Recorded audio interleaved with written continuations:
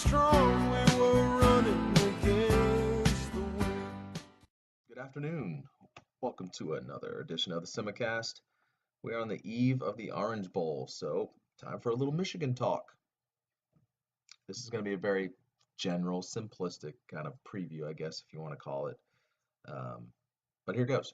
All right, let's start with what's going to happen when FSU has the ball going up against Michigan's defense. Michigan's defense, if you don't know, is very good. It's ranked in the top 5 in seemingly every defensive category you can find. They have, if I read it correctly, if I remember correctly, 10 seniors and Jabril Peppers. It's a lot of experience on that side of the ball. They were second in the nation in sacks to FSU, of course. And their defensive coordinator, I believe his name is Dan Brown, is an aggressive motherfucker.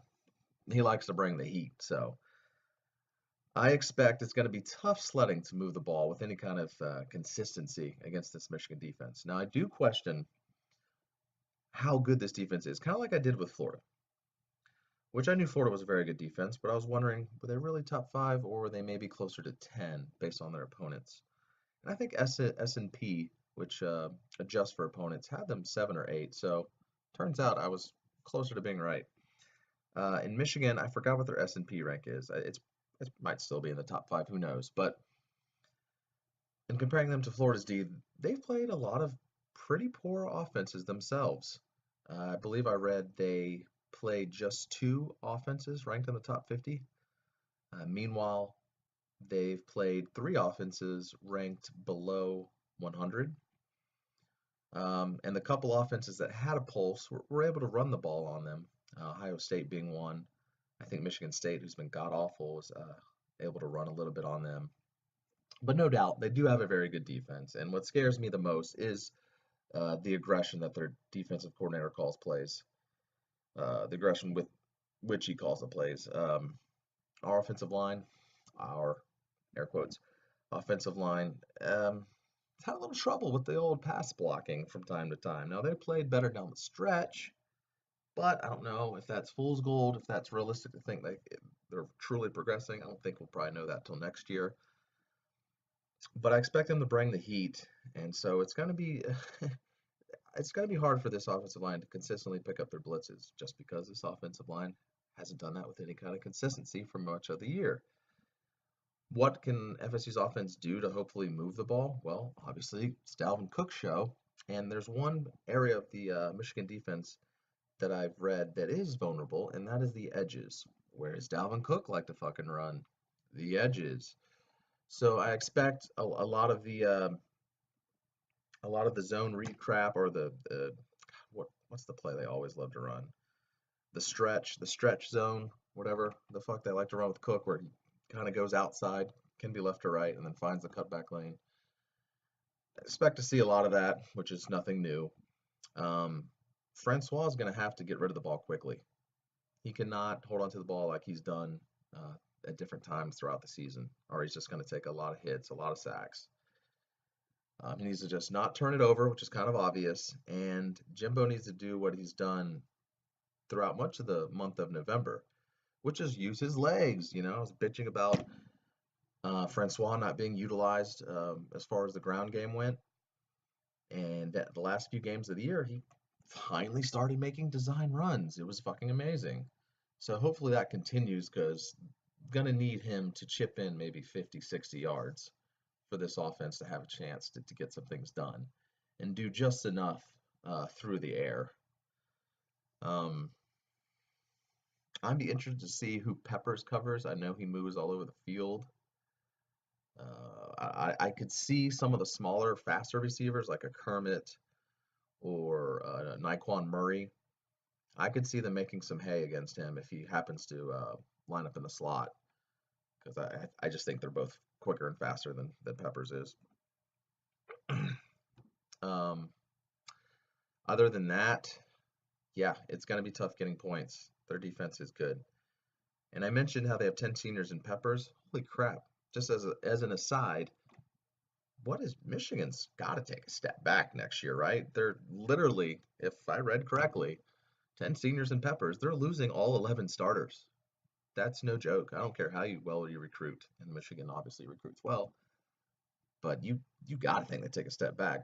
I mean, fortunately for our in-state rival, Florida, they get to play in week 1 next year, so they get to play a non-existent defense. So I wish we could delay this game. Well, not really. I want to see this matchup. But that's just an aside. Holy shit, Michigan loses their entire D. I'm wondering how much a step back they take next year. Okay, well that let's move over to the other side of the ball. That kind of wraps up my general FSU offense versus Michigan D. Um, what's going to happen when Michigan has the ball going against FSU's defense? I believe Michigan's quarterback Spate is supposedly healthy now or close to it. I know he fucked his shoulder towards the end of the year. Quite frankly, the couple games I've seen him in, and I know that's a small sample size, does not look like a great quarterback to me at all. Now, this Michigan offense in general was pretty good for much of the year, or at least it was above average. It was efficient to say the least. But towards the end of the year, they kind of tailed off, and I'm sure some of that had to do with Spate getting injured. But their probably biggest playmaker might be their tight end, Jake Butt, hashtag Butt stuff. Um, Got to look out for him, and I'm worried he could make a little bit of hay because Lord knows I don't trust our linebackers all the time in coverage and filling gaps, shedding blocks, whatever. I just don't trust our linebackers. Although Matthew Thomas has come on as of late, but but look for Butt to do some butt stuff. Other than that, I think their running back was held under 1,000 for the season. Um, and I don't think any of the receivers are like dynamic players. I think they're all solid, and their names aren't coming to my mind now. But I think FSU's defense matches up well because Michigan runs a pro style offense. FSU sees that kind of offense in practice every fucking day, and perhaps more importantly, Spate is an immobile quarterback because we know if at FSU's defense is going to get fucked, you can almost bet it's going to be versus a mobile QB that plays in a spread system almost without fail. Well, Michigan's the opposite of that. So I actually like FSU's defense matching up with Michigan's offense. Despite how bad the FSU's D played for the first half of the year, um, they've played better lately, granted, against pretty bad offenses. But they have played more disciplined, better tackling, lining up, not having guys run wide open. And I think if they continue to play like that, and when you consider this matchup with the pro style offense and the immobile quarterback, I feel fairly confident Florida State's D holds Michigan's offense at bay. I don't think Michigan's going to run up 40 on them. Could be wrong, but that's just kind of the sense I get. As far as injuries go, I think everyone's healthy except for Ermon Lane. Newsflash, Florida State loses yet another safety. Good God. Expect to see a lot of AJ Westbrook. Um, Kyle Myers will probably be in there a little bit. But other than that, I think everyone's healthy. So not totally horrible. Not totally horrible. Um, I think I think we should be able to make hay as far as getting to the quarterback, assuming we put them in third and longs, because Walker has been playing out of his mind. Spate is not going to scare anybody with his feet. So hopefully we get to the quarterback, because that would be, kind of an obvious good thing to do. Other than that, God, not much else to say. I guess a score prediction. Like I said, this is a very general, simplistic kind of Michigan preview, Michigan talk. Um, so if I'm going with my head, I'm probably picking Michigan somewhere in the neighborhood of 27-20, something like that, maybe 24-20. But I'm not picking with my fucking head. Fuck that shit. I'm going with the Knowles. Surprise, surprise. Now I know on every preview I've done on here, I've never picked against the Knowles. But I didn't do a Clemson preview, and had I done that, I would have picked Clemson because when I went to the game, when we were talking about what's going to happen while we were tailgating, all I could think was, yeah, we're fucked. Now that game wound up being a lot closer than I thought it was going to be. But so I know I'm being a homer, but I can pick against this team, is what I'm saying. Also, there are actually quite a few talking heads that are picking the Noles as well. I watched a preview from the CBS, the Round Table of Idiots that pick bowl winners, and it was either 3 or 4 or 4 or 5 picked the Noles, and I think Dennis Dodd picked the Noles. So it's not like I'm just being totally ridiculous picking the Noles here, but I'm gonna go with them, and I'm gonna go 27 to 20. Why not? 27-20 Noles. We will see. I like the fact that Michigan hasn't seen a bunch of teams other than like Ohio State that have the kind of athletes FSU has. So I'm going to go with the underdog here. By the way, I believe Michigan is either still a 6 or 7 point favorite, which I'm surprised the line is that big. I expect it to be like a Michigan by like 3 or 4. But hey, maybe I'm not seeing something. If Michigan wins, which wouldn't shock me, it'll be because of that experienced, sound defense they have, just causing havoc and knocking Francois out the fucking frame.